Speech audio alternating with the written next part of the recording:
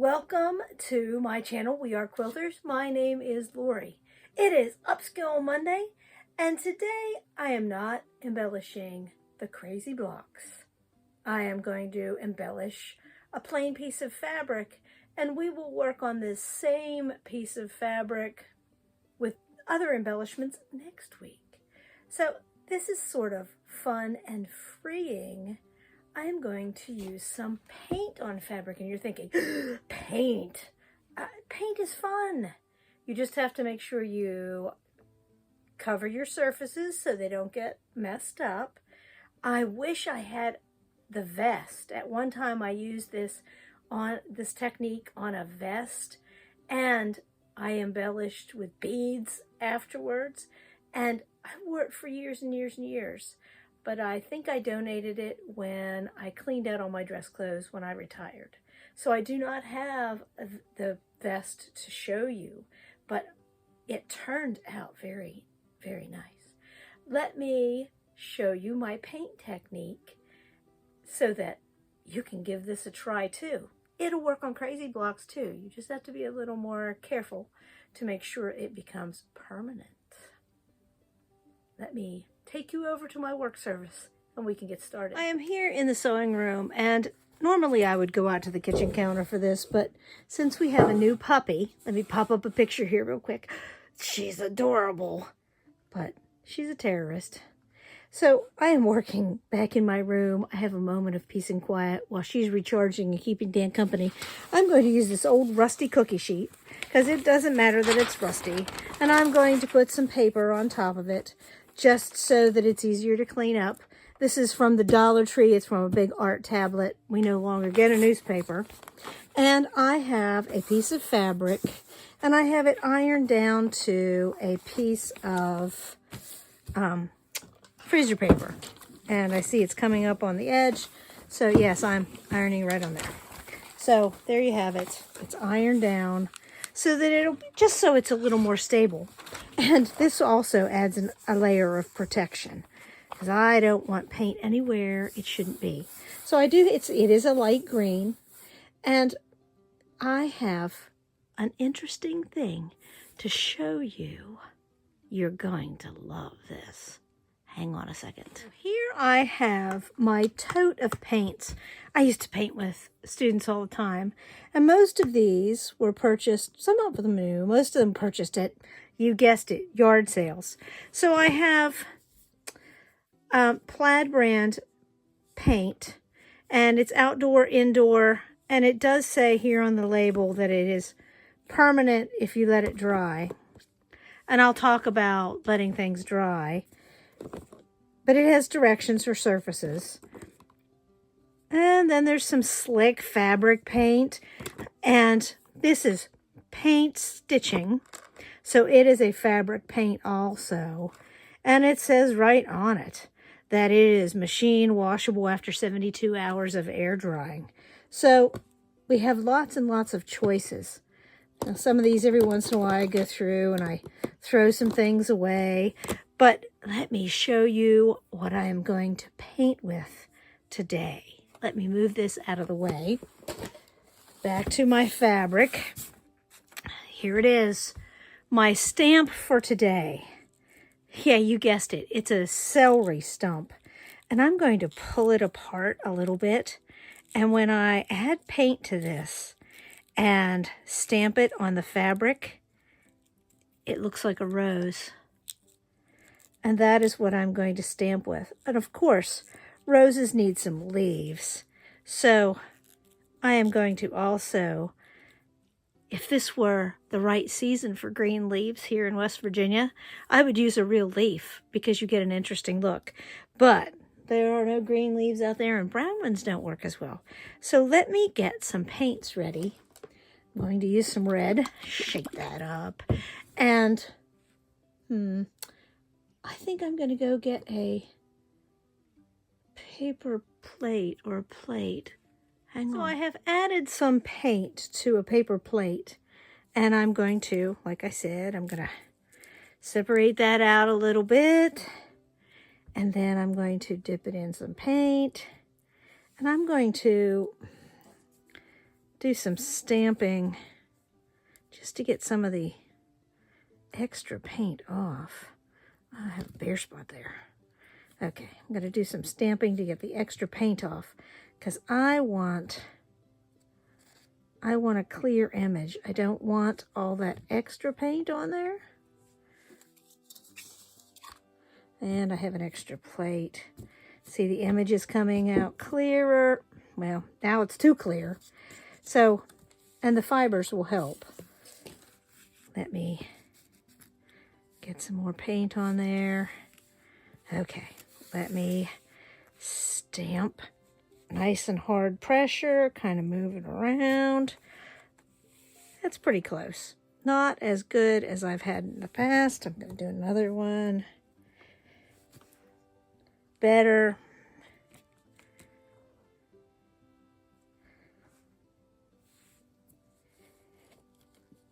I know that some of this definition isn't the best, but as we embellish next week, and here I have another one, as we embellish next week, that definition will be even better. And as it dries, it will be even better. Here I have a second one that looks a little different. And I'm leaving some space between, kind of rocking and rolling that around. Oh, that one kind of is too spread apart. I'm going to sit that one over there. And I want to try some different effects with maybe picking up a little bit of peach paint. And I have a brush with some white. So, I can spread it around too. Make it different colors and shades. It looks like a hot mess now, but when I stamp it, it will be beautiful. So I'm going to try it on the paper plate again. Get some of that excess paint off of there. Oh, the colors are going to be pretty. Put it down. This is not a perfect science. And remember, you are going to embellish. If you try this, you're going to embellish with some beads and other things. And as it dries, it does look more rose-like. I mean, look, you can see the definition on this one as it is drying. So sometimes less is more, like with this paint. And there I can see some of the definition. And I'm going to sit down my wipe off plate again, way over there. And this time maybe I will just come in with my stencil brush and do some swirls so I get some pink. And this is a technique you just have to play with. Some daubs of the peachy color around the edges. Maybe a little touch of red in the center so that it has a darker peachy pink. And I'm going to try to stamp that one. Let me move my plate. Lay it down and stamp it. Oh, that one. See that one? That looks very rose-like. So I can probably get another one out of that. I can hear my plate doing a... There we go. See it? As you work it, it gets better and better. And if I wanted to make a crazy block with that on it, I could cut this. But I'm going to do all my heat setting first. So I'm going to make one more stamper. Got a lot of my stencil brush here. Has a lot of paint on it. I'm going to do kind of like, wow, and there goes the stamps right onto the floor. Do some red. Do some peach. Nothing like a blush of peach around the outside. And maybe do like red, right at the edge. I don't know if you can see that or not. But I am using the stencil brush, dab, dab, dab. You could use any brush you have. Dab, dab, a little red. Little touch of red. Stencil brush works well because it doesn't pick up too much paint unless you want it to. So I've added touch of red, and I'm going to stamp a couple more times. Let me move the camera up so you can see it.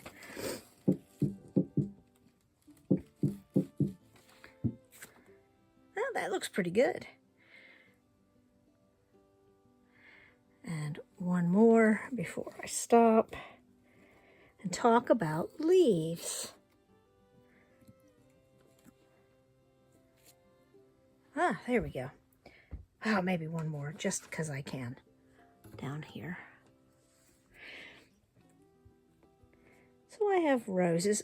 Oh, and look there. Well, I'll do some leaf shapes over there. So, oh, look at that one. It's light, but you can see the definition. Fantastic. I need to go wash my brush, and so I can use it with the green. Be back in just a moment. Since it is not green leaf season, I happen to have this piece of foam that came from who only knows what. It looks like packing foam from something. So I have packing foam, and I am going to make myself a leaf shape so that I have a leaf to go with my roses. I'm just going to chop off, well, I'm going to chop off some pieces, make it into a leaf shape. And you saw that there was one little piece there, and I have more of it too. But I need a leaf shape to go with my roses. And since the oh, that was not good. I hear Dan talking to the baby dog. Miss Honey is quite the thing. She's only 3 months old. We have not had a baby in the house since Simba was a baby in 2008.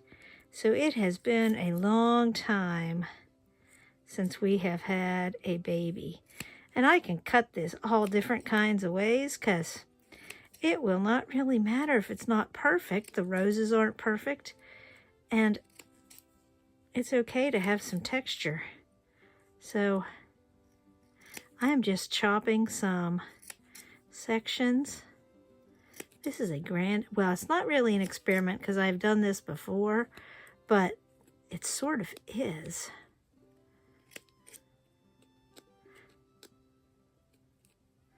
And if I want my stems to show up a little, I just snip some more. I mean, I'm not going to hurt it. But I do want a little more definition in the leaf, so I'm just going to kind of snip next to a snip. Maybe shove some stuff down in. So that when I put it on the paint, it shows up a little more, and I can use some white paint to get a lighter green. I'm not doing stems today, so it's okay. If I had rubber stampers, I could use those. If I had foam stampers, I could use those. This will soak up quite a bit more paint. So let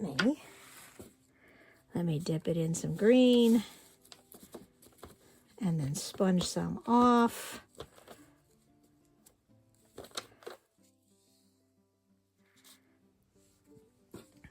And then I'm going to use my stencil brush to work some in. I'm going to grab some white, make some lighter green, because leaves aren't always uniform in color. So that'll give it some more definition. And then I'm just going to stamp some leaves. Now the problem with this is that it is squishier. And you're thinking, oh, this is a blobby mess. Well, but remember, we are going to add some more definition and decorate with embroidery and with beads. So this is not the travesty you might think that it is. It is not. And I'm going to make some more leaves over here. Oop, that is a lot of paint. I need to look and make sure I don't have too much paint in any one area.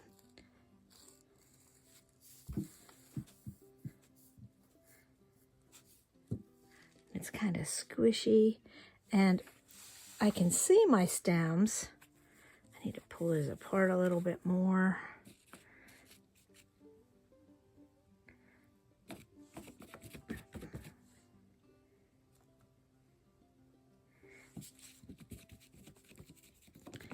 Oops, I got into the red a little bit when I dipped it over there, but that is okay. And when I put it down next to the rose, let's make sure I'm on the screen, I can decide where I want to push down. And I do have a little tiny tip of red, but it's okay. So let me see over here where I can go. Oh, there's needs one right there. Needs some balance of green. Like I said, I don't even mind. Now, when you do this, if you do this with real leaves, and you use the back of the leaf, you paint it with a brush, and then you lay it down, and you get that stem definition, and it is absolutely gorgeous. But like I said, today is not the day to get... That didn't show up in the middle very well because I didn't push down very hard.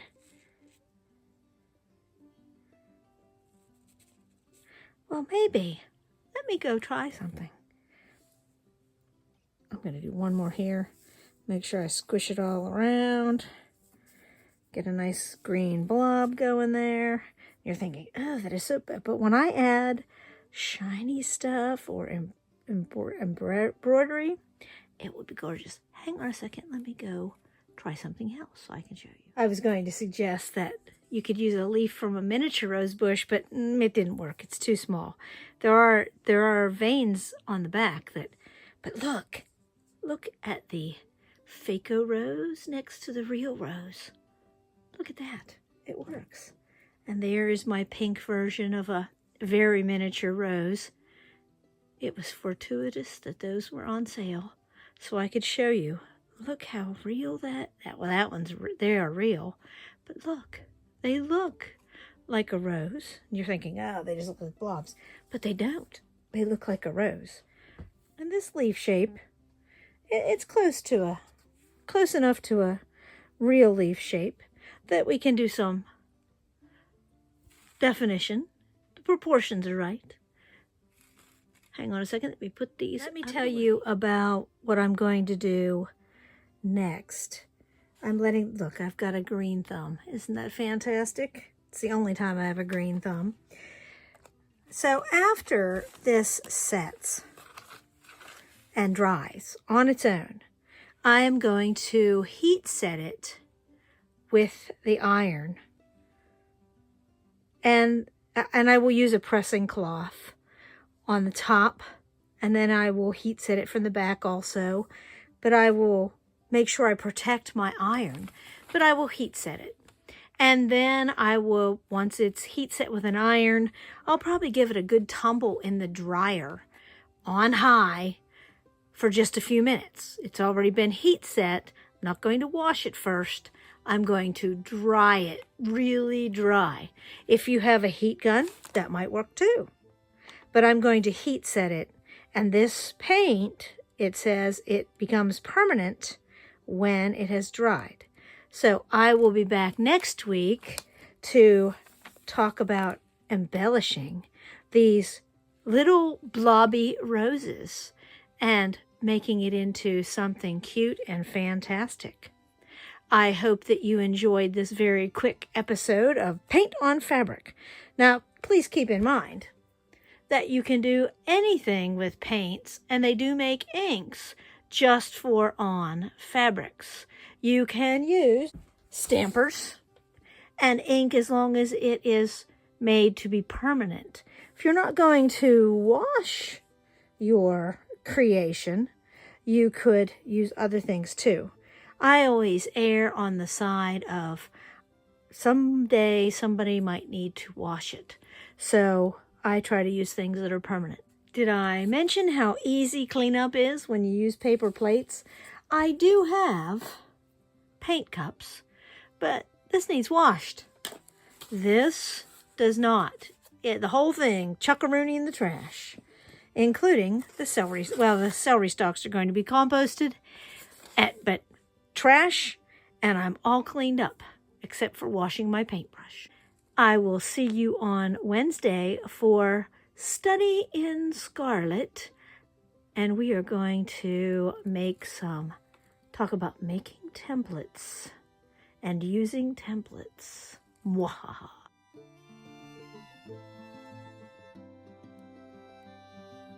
I hope you enjoyed our little painting session. I need to go clean up my big mess.